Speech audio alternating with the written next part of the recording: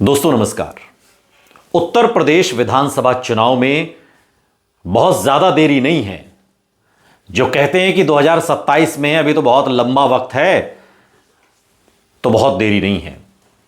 आपने देखा कि मुजफ्फरनगर में आजाद समाज पार्टी के नेता चंद्रशेखर आजाद की जो विशाल रैली हुई और उसके जवाब में बाबा साहेब डॉक्टर भीमराव अंबेडकर के महापरिनिर्वाण के मौके पर नोएडा में बहुजन समाज पार्टी की एक तरीके से विशाल जलसा हुआ। आना तो मायावती को भी था, लेकिन मायावती नहीं आई और उनकी जगह आकाश आनंद मौजूद रहे। आकाश आनंद मायावती के बाद जिन्हें नंबर 2 की हैसियत का नेता माना जाता है भविष्य के लिए। सवाल यह है कि अखिलेश यादव जो एक पिच तैयार कर रहे हैं और पीडीए के सहारे जिन्होंने एक ऐसा एक तरीके से कहें तो संगठन तैयार करने की दिशा में कदम बढ़ाया है जो भारतीय जनता पार्टी से, योगी आदित्यनाथ से, उनके 10 साल के शासन से लोहा ले सके।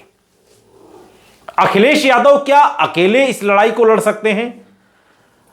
अगर हम कहें कि अखिलेश यादव 403 विधानसभा सीटों पर अकेले लड़ जाएं और वो बीजेपी को परास्त कर देंगे, तो यह बात मानी नहीं जा सकती। यह आप भी जानते हैं कि बीजेपी को उत्तर प्रदेश में अगर हराना है तो फिर अखिलेश यादव को, पीडीए को और मजबूत करना होगा। हम तो बार बार कहते हैं कि हमारा यह वीडियो यह समाजवादी पार्टी के लोगों के लिए नहीं है। इस वीडियो को बीजेपी भी गौर से देखे, बहुजन समाज पार्टी भी देखे, कांग्रेस वाले भी देखें, आजाद समाज पार्टी के लोग भी देखें और उत्तर प्रदेश की वो सभी छोटे बड़ी पार्टियां इस वीडियो को गौर से देखें, क्योंकि इस वीडियो के माध्यम से हम पीडीए के विस्तार की बात कर रहे हैं। अखिलेश यादव पीडीए की बात करते हैं। पीडीए पिछड़ा, दलित, अल्पसंख्यक, वो मतदाताओं की बात कर रहे हैं, हम पार्टियों की बात कर रहे हैं। वो मतदाताओं की बात कर रहे हैं, हम नेताओं की बात कर रहे हैं। वो चुनाव लड़ने की बात कर रहे हैं, हम चुनाव जीतने की बात कर रहे हैं। चुनाव कैसे जीता जाता है? चुनाव सिर्फ एक दूसरे पर आरोप प्रत्यारोप करके ही हवा नहीं बनाई जाती। चुनाव इस लिहाज से जीता जाता है कि आप जिस गठबंधन में खड़े हैं, जिस दिशा में आप खड़े हैं, जिस पाली में आप खड़े हैं, वो मजबूत कितना है।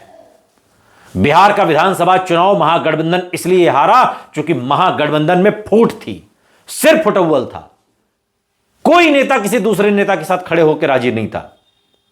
यहां तक आलम हो गया कि उन्होंने कितनी सीटों पर कौन लड़ रहा है यह तक अनाउंस नहीं कर पाए। दूसरी ओर एनडीए ने अपने सभी नेता इकट्ठे किए और सभी सीटों का बंटवारा किया और चुनाव लड़ा, जीता। नीतीश कुमार 10वीं बार मुख्यमंत्री बन गए। अब उत्तर प्रदेश में आइए। उत्तर प्रदेश में अगर 10 साल के योगी आदित्यनाथ सरकार को चुनौती देनी है, लोहा लेना है, चुनाव लड़कर जीतना है, तो आपको पीडीए का विस्तार करना पड़ेगा, गठबंधन का विस्तार करना पड़ेगा। अखिलेश यादव सिर्फ कांग्रेस के सहारे यह चुनाव नहीं जीत सकते। कैसे जीतेंगे? कांग्रेस तो खुद अखिलेश यादव के सहारे। और अगर मेरी बात गलत है तो आप कमेंट बॉक्स में इस बात को लिखिए, बताइए मुझे, क्या ये मैं झूठ बोल रहा हूं कि अखिलेश यादव के सहारे उत्तर प्रदेश में कांग्रेस है? आज कांग्रेस के अगर इतने सांसद आ गए हैं,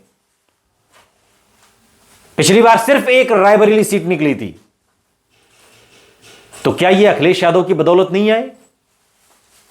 और विधानसभा चुनाव में भी 403 विधानसभा सीटों पर कांग्रेस के साथ अखिलेश यादव का गठबंधन होता है, तो उसमें ज्यादा फायदा कांग्रेस को ही है, अखिलेश यादव और कांग्रेस का जो गठबंधन है। लेकिन क्या सिर्फ अखिलेश यादव या समाजवादी पार्टी और कांग्रेस का गठबंधन यही दोनों मिल जाएंगे तो आप बीजेपी को हरा देंगे? मैं नहीं मानता इस बात को। मेरी अपनी राजनीतिक समझ नहीं मानती। उत्तर प्रदेश में मैं चप्पे चप्पे पर घूमा हुआ हूं, मैं खुद उत्तर प्रदेश का हूं और यहां की राजनीति को पिछले 1.5 दशक से देख रहा हूं, जब से मैं पत्रकारिता में हूं। आप अकेले नहीं हरा सकते। यह वो मौसम ही नहीं है कि आप अकेले हरा दें। तो सवाल यह है कि कौन कौन का जब प्रश्न आएगा तब आपको विस्तार करना पड़ेगा। अब आप सेंटर में रखिए अखिलेश यादव को, अखिलेश यादव के बराबर में रखिए राहुल गांधी को, कांग्रेस को, और फिर अखिलेश यादव के दूसरे बराबर में आप रखिए चंद्रशेखर आजाद को। चंद्रशेखर आजाद जो 2024 के इस लोकसभा चुनाव में नगीना की लोकसभा सीट से चुनाव जीतकर पार्लियामेंट पहुंचे और उनकी आजाद समाज पार्टी का जलवा है। मैं पूरे प्रदेश में तो नहीं कहता, बहुत ज्यादा बड़ी बात कहने की आवश्यकता नहीं, लेकिन पश्चिमी उत्तर प्रदेश में चंद्रशेखर आजाद के इन दिनों तूती बोल रही है। मुजफ्फरनगर की रैली ने यह बता दिया कि चंद्रशेखर आजाद को जो लोग हल्के में ले रहे हैं वो जरा एक बार फिर से अपने आप को दुरुस्त कर लें, नहीं करेंगे तो मुंह की खाएंगे। क्योंकि उसी के जवाब में आकाश आनंद आए और मायावती 2 कदम पीछे हुई। मायावती ने इस लड़ाई को आकाश आनंद वर्सेस चंद्रशेखर आजाद बनाने की कोशिश की। और मैं कहता हूं कि चंद्रशेखर आजाद अकेले क्यों लड़े भाई? जब आपकी वैचारिक लड़ाई समान है तो वो गलती आप क्यों करें जो असदुद्दीन ओवैसी के जरिए बिहार में महागठबंधन ने करवाई?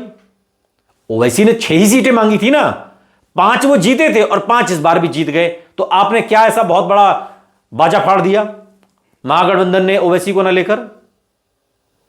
तो एक बीच में अखिलेश यादव, एक तरफ राहुल गांधी, दूसरी तरफ चंद्रशेखर आजाद को आपको लेना पड़ेगा, क्योंकि उत्तर प्रदेश की राजनीति में जो दलित वोट बैंक है, और अगर पश्चिमी उत्तर प्रदेश की बात करें तो डिसाइडिंग फैक्टर है दलित। और आज की तारीख में उत्तर प्रदेश में दलित राजनीति में युवाओं के आकर्षण का सबसे बड़ा केंद्र चंद्रशेखर आजाद है। आप इस बात से नकार नहीं सकते इसे। यह ठीक है कि मायावती बहुत बड़ी नेता है, लेकिन मायावती डिस्कनेक्ट हो गई हैं अपने ही वोटरों से। और यह बात खुद मायावती ने लखनऊ की अपनी उस विशाल रैली में कही थी कि अब मैं ज्यादा से ज्यादा कनेक्ट रहने की कोशिश करूंगी। और 14 साल बाद नोएडा में रैली होनी थी और मायावती यहां भी नहीं आई। तो जो जनता के बीच रहेगा नेता तो वही ना होगा भाई। तो जनता के बीच चंद्रशेखर आजाद हैं। मैं ये नहीं कह रहा हूं मायावती बहुत बड़ी नेता हैं। मायावती उत्तर प्रदेश की नहीं, देश की दलित राजनीति की बहुत बड़ी नेता है, 4 बार की मुख्यमंत्री हैं। लेकिन सबका एक समय होता है, सबका एक दौर होता है। चंद्रशेखर आजाद के साथ युवा जुड़ रहे हैं और अखिलेश यादव को यह बात समझनी होगी। 403 विधानसभा सीटों के इस उत्तर प्रदेश में अगर आप मान सम्मान के साथ अपने गठबंधन को विस्तार देते हुए चंद्रशेखर आजाद को भी इस गठबंधन में शामिल करते हैं तो यह आपकी मजबूती होगी। क्योंकि जो बात बिहार चुनाव के बाद आप कह रहे हैं वही बात तो चंद्रशेखर आजाद भी कह रहे हैं, चाहे वो एसआईआर पर हो, चाहे वो किसी और मसले पर हो। लेकिन क्या सिर्फ अखिलेश यादव के साथ राहुल गांधी और चंद्रशेखर आजाद से ही नैया पार हो जाएगी? नैया ऐसे पार नहीं होगी। अब इसमें आप असदुद्दीन ओवैसी को लाइए और तेजस्वी यादव की गलती को दोहराने से बचिए अखिलेश यादव जी।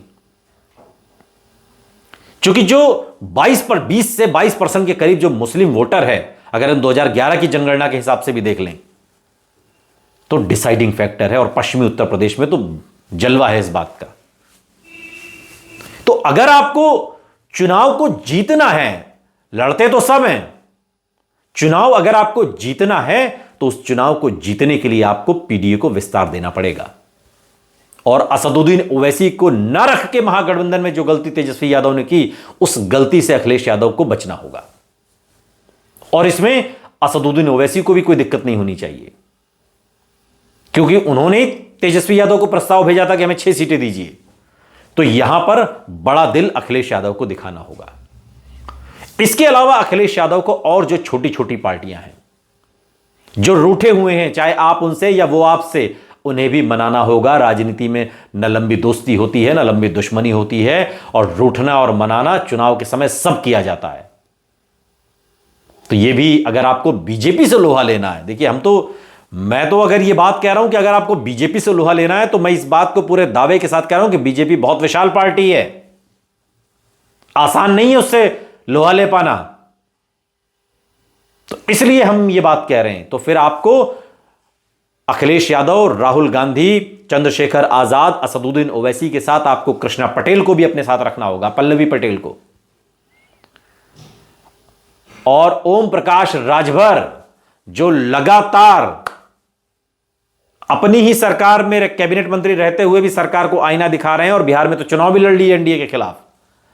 वो कभी भी पाला बदल सकते हैं और अगर आपकी तरफ आ सकते हों तो आपको ठुकराना नहीं चाहिए।